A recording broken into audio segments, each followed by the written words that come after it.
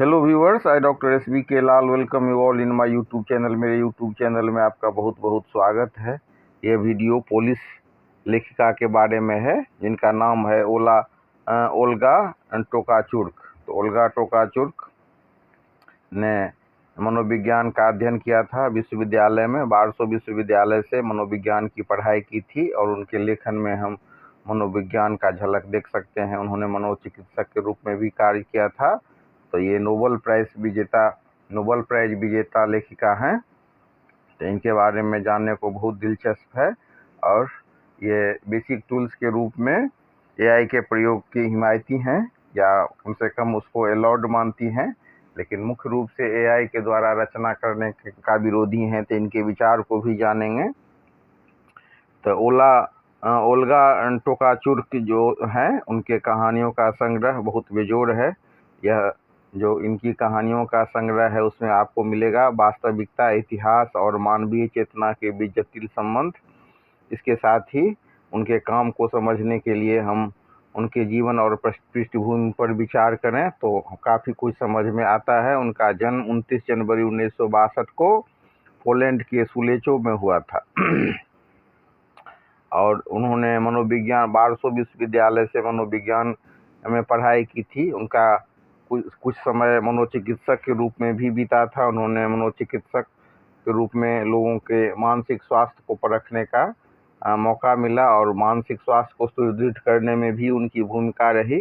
उनकी जो बहुत ही प्रसिद्ध किताब है उसमें वो अक्सर रैखिक नहीं होते। उनके उपन्यास में हम देख सकते हैं अलग अलग कहानियाँ, पात्र और समय खंडों को आपस में जोड़ती हैं, जो एक साथ मिलकर के एक बड़ी तस्वीर बनाती है। जैसे आकाश में तारों का समूह। उनका मानना है कि दुनिया इतनी जटिल है कि उसे एक सीधी कहानी में नहीं बांधा जा सकता।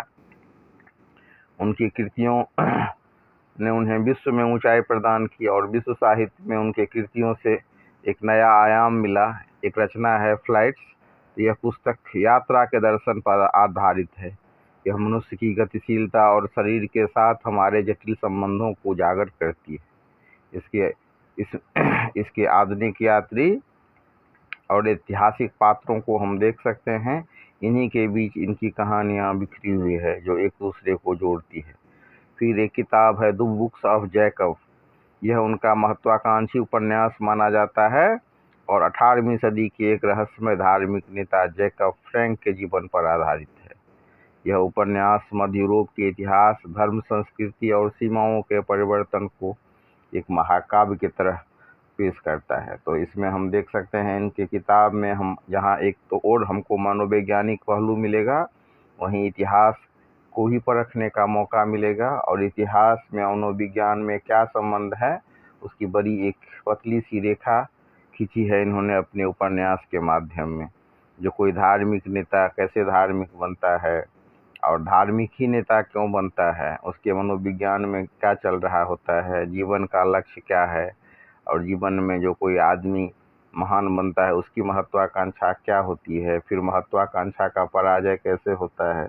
जब तक हम किसी चीज़ को पा नहीं लेते हैं तब तक उसका बहुत ज़्यादा महत्व होता है। पा लेने के बाद फिर क्या स्थिति होती है, तो इन सारे अंतर्द्वंद्वों में को आप इस किताब में देख सकते हैं। फिर एक किताब है, बहुत चर्चित किताब है, प्राइमबल एंड अदर टाइम्स। तो इस उपन्यास में एक कल्पना की गई है एक पुलिस गांव की। उस गांव का नाम है प्राइमबल। तो यह दुनिया के केंद्र में स्थिति है और यहाँ जन्म, मृत्यु, समय और नियति क्या है उसका एक बहुत ही सुंदर कल्पना प्रस्तुत किया गया है। तो इनकी जो साहित्यिक रचनाएं होती हैं उसमें आप बहुआयामी दृष्टिकोण को देख सकते हैं, क्योंकि एक ही घटना को कई पात्रों के दृष्टिकोण से आंका गया है जिसमें सत्य की सापेक्षता का पता चलता है। फिर इतिहास का पुनर्लेखन भी आप कह सकते हैं इसको। इतिहास के जो पुराने पात्र हैं उनको उन्होंने मुख्य धारा में शामिल किया है और मुख्य धारा के इतिहास को अक्सर भुला दिया गया है या हाशिए पर रखा गया है। तो उनके नए ढंग से उनके जो मनोवैज्ञानिक स्थिति है या परिस्थिति है और प्रासंगिकता, तो उसको उन्होंने अभिव्यक्ति दिया है। फिर इनके प्रकृति में आप एक प्रकृति और पर्यावरण पर भी काम देख सकते हैं, जिसमें दया और है और करुणा भी। तो जानवरों पर के प्रति करुणा का भाव इनके रचना में आप देख सकते हैं। वे इंसान और अन्य जीवों के बीच संबंधों को बहुत ही सहानुभूति के साथ देखते हैं। तो नोबेल पुरस्कार मिलने के बाद उनकी ख्याति एक ग्लोबल राइटर के रूप में हुई, और वे पोलैंड की उन लेखिकाओं में से हैं जिन्होंने अपनी स्थानीय जड़ों को वैश्विक दार्शनिक विषयों के साथ जोड़कर सार्वभौमिक साहित्य रचा है। उनकी भाषा शैली में एक प्रकार का जादुई यथार्थवाद भी झलकता है। तो ओल्गा टोकाचुर का साहित्य उन लोगों के लिए है जो एक गहरी दार्शनिक और चुनौतीपूर्ण पठनीय अनुभव की तलाश में है।